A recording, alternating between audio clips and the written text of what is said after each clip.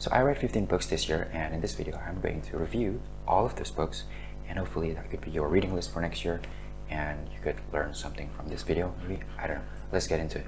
So the first book that I read this year is Hoorayy, which is the South Korean thriller crime novel. Almost all of the books that I'm reading in Korean are novels that are of this kind, where there's like a crime or something that's scary that's happening, gore or horror vibes into it. And I really like this kind of books. So it's not might be up your alley, but also because this book hasn't been translated to English as far as I'm concerned. And the title, if you were to translate it, called The Chair of the Flamingo.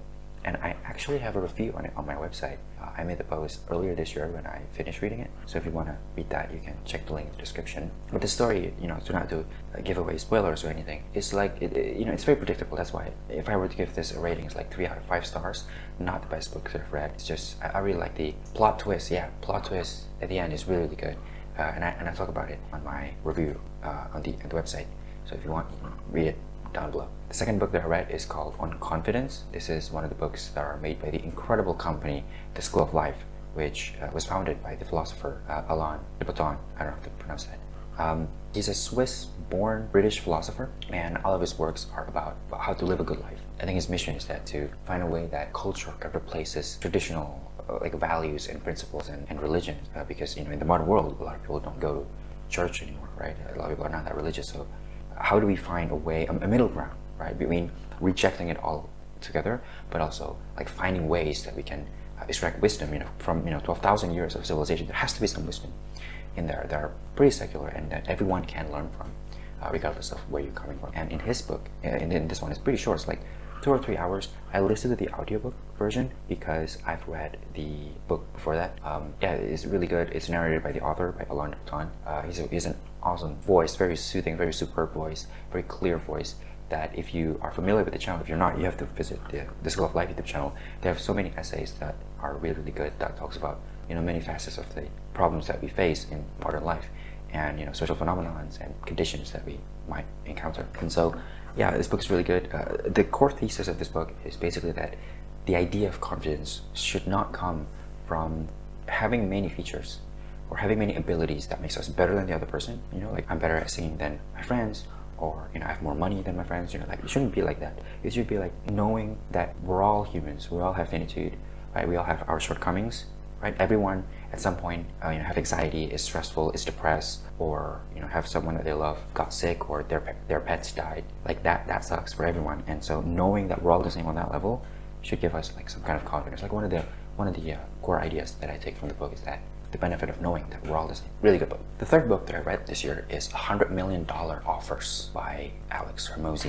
I wasn't really planning to read this book in general. I don't have that a business that's growing, but I've consumed a lot of his content. I've watched many of his interviews on major podcasts like Modern Wisdom by Chris Williamson. There's 4 or 5 episodes where Alex Hormozi went to his show, and I've listened to all of it. Very smart guy, very wise, very, very hardworking, very disciplined. Yeah, I think it's a good role model, even if you're not into business. I learned a lot about it. I learned a lot about terms for business, and I'm actually planning to. I want to build a business someday that actually works. A couple of weeks ago, I tried to build a business, and then it doesn't work because I was like, it's not worth the effort. I feel like I could do a lot more higher leverage things from distributing my thoughts, so content, written or video form, in this format. I don't know. In the future, I might try it. And also, I have all of his books. I haven't read it yet. I'm halfway through $100 Million Leads, which is his second book from the $100 Million series. That was really, really good, but I stopped midway because why would I, read this book if I'm not applying it immediately? That's the only way you can learn, right? The next book I read this year is Atlas Shrugged by Ayn Rand. Now, Ayn Rand, just for disclaimer, I'm not an objectivist. I don't agree with everything she said. I think she's weird, and the writing in this book is really, really bad. She's notorious for bad writing, very terse verses and prose. And I've read The Fountainhead before this. I actually also finished The Fountainhead this year, but I started it November probably of last year, so I don't count it as a book that I read this year because the majority of it I read it last year. And for Atlas Shrugged, it took me almost 3 months to read it. I listened to the audiobook alongside reading it because I cannot bear the writing of Atlas Shrugged. It's really hard, and I listened to it while driving to school back when I have class. Right now I don't have any more classes, just have to finish my undergraduate thesis. And while listening to it, I would stop while driving. I would just stop on the street and open my phone and highlight the parts of the book that really resonates with me. And when I exported it and imported it into my Obsidian Vault is like 2.5 hours long. You know, I have like 514 highlights or something, which, you know, goes to show how much this book impacted me. Like, it's really good. The ideas are really good. I don't agree with all of it, obviously, but you know, the ideas of freedom, free market enterprise, and all these things. And it's like a philosophical treatise turned into a novel, but it's also like a Hollywood blockbuster movie, because so many actions are happening, so many characters that you have to keep track of. I think that might be what it feels like to read something like a War and Peace, right? I've heard that War and Peace is something like that. Leo Tolstoy's War and Peace, and it's like a tome.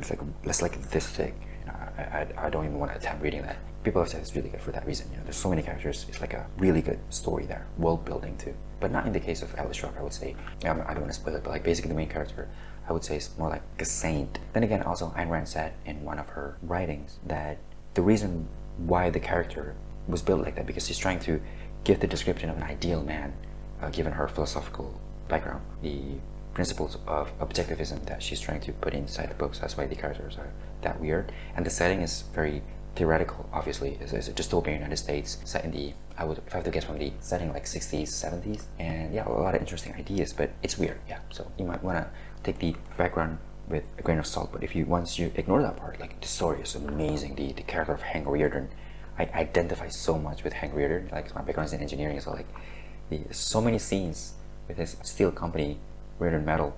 Like, oh my god, it's amazing. Like, I feel like I'm gonna do an internship in like a steel company here in my country, because like, oh, I want to see steel being poured. Like, I'm obsessed with steel because of this. I don't know.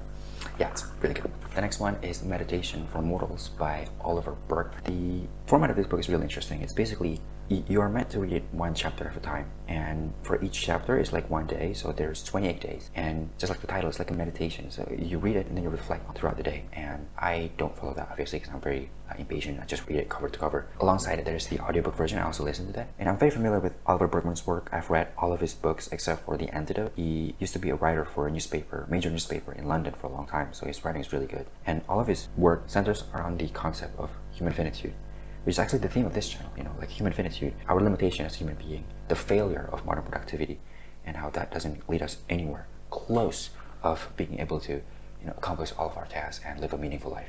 You know, amidst all these distractions, and you know, I mean, AI is very booming right now. We don't know the impact so far. I mean, all the impact so far has just been funny and like meme on AI slop and all these things, but it will get better. And so the possibility that we're all going to lose our jobs in the next 15 to 30 years is like 100%. It's only a matter of time. And yeah, like, how do we live given this reality? Yeah, it basically, like, the book doesn't talk about that, like, per se. Obviously, it doesn't talk about AI, but it talks about like the whole failure of the productivity world, and you know, all these systems like to-do lists, time blocking, and not like the failure because it doesn't work, but because it works too well. And so you have to find a way to navigate through these complexities. And yeah, all of his works are amazing. I've also listened to 2 of his courses on Waking Up app by Sam Harris, which you can actually have a 30-day free trial by using the links down below. And you know, I'm not sponsored. I wish I'm sponsored. It's a really good app. So many lectures that will change your life there. He has 2 lectures, I believe, in there, and a lot of that content is inside this book in Meditations for Mortals. So yeah, if you're interested, you can listen to that version too, or you can just read the book. And yeah, I would say it's a really good book. The next 2 books that I'm gonna review back to back is Models by Mark Manson and Made Become the Man Woman Want. The reason why they're like I read back to back is because it's recommended by Chris Williamson on his podcast Modern Wisdom while he was interviewing Mark Manson. And so, I mean, I've read all of Mark Manson's works. He mentioned while interviewing Mark Manson that there are only 2 good dating books out there, Models by Mark Manson, and you know, they have the book Made. And so I read both of them, right? Because I'm interested, but like, just how good is it, right? Because he mentioned it with such spirit, like happy, like this YouTube is really good. So I read it, and it is really good. It's a very sobering take on dating. It doesn't necessarily give you like principles on exactly how to do it. Like the first 2/3 of the book for both of these books are about the philosophy on how you should approach dating in the first place. And yeah, it was just a really good book. I don't know how to explain it. I mean, you just have to read it. The next book is Ego is the Enemy by Ryan Holiday. I have subscribed to his newsletter for a long time and have been consuming his content on YouTube, on his YouTube channel. Really good writer, I would say. He started working for Robert Greene, which I've been meaning to read all of Robert Greene's book, because you know, it's really good. You know, Mastery, and then 48 Laws of Power. It's very popular. I haven't had the time to read it yet. Yeah, so he must be a really good writer, and I read this book. It was awesome. I think I read The Obstacle is the Way first, and then I read this.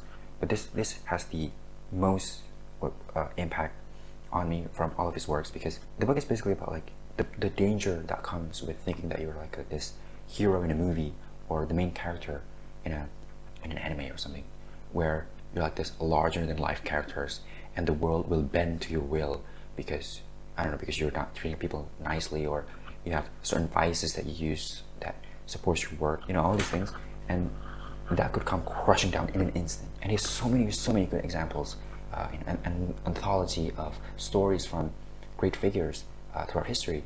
And while reading the book, I listened to the audiobook version. I've read the book before, but I listened to a lot of, like, probably like half of this book here I listened to the audiobook version. I can't bear reading unless it's like really interesting. Yeah, so it's a really good book if you want to learn about the dangers of thinking that you are like a main character. And I feel like I'm planning to read this book at least once a year due to this problem. For sure I have this problem. The next book is two books by Professor Scott Galloway. The Algebra series, so the Algebra of Happiness and the Algebra of Wealth. Really good books. I respect Scott Galloway as a person. He probably has the most sane, non-hustle culture entrepreneurship advice in the current like podcast world in America. Like, he also has a really good newsletter that you should subscribe to. And there's a really famous TED Talk. If you don't know Scott Galloway, I think you should watch that if you haven't watched his content. Like, that's a very good introduction to what he does. And yeah, basically in these two books, he gives us lessons on what he has learned over the past, I don't know, 50 years, 60 years, how old is he, of living, on being an entrepreneur, and what it actually means to be happy. And there's a story about his mom which really touches me. Yes, basically amazing guy, awesome dude. I've always been excited to listen to his interviews on many different podcasts. But the best ones that are the one from Rich Roll podcast, when he appeared in the Rich Roll podcast. That's where I first listened to him. And yeah, I mean, amazing guy, very humble. The next book is The $1 Million Weekend by Noah Kagan. I would say it's not that great of a book. Basically, how to start a business and how to not fail doing it, and a lot of tips, a lot of things that you can do. The main thing that I think of this book is just that you have to start and you have to fail before you succeed. There's no getting around that. You just have to suck at it. And he's a very successful entrepreneur too. I'm not denying that. But I think he could have written a better book, because the book more feels like a half story, half tutorial. So you get neither. You don't get the story and you don't get the tutorial. I don't know. I think Alex Hormozi's books are much better on this if you want to go to the nitty-gritty details on what business, how to actually do the business stuff.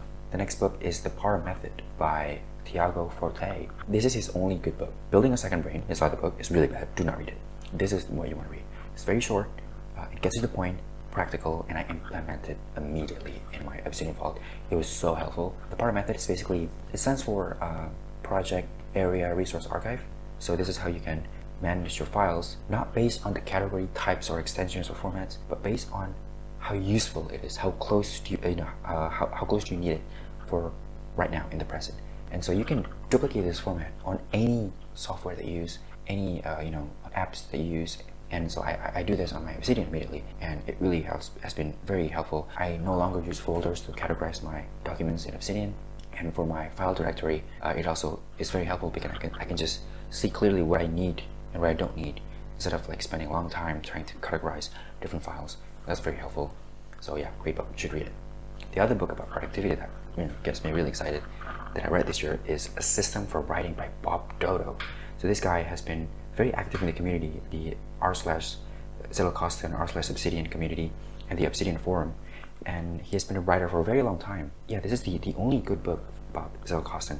I've read How to Take Smart Notes by Sonke Ahorns, and it was really bad. And this is the only clear example on how to use Zelocostin, with good illustrations, with very clear, plain language, and the reason why he does it. Zelocostin is primarily for people who want to write, but you can also use it for thinking, like exploring your thoughts and making sure that you don't miss any concept that you've got from the books that you read. So this is actually the most powerful way that you can use to remember everything that you read.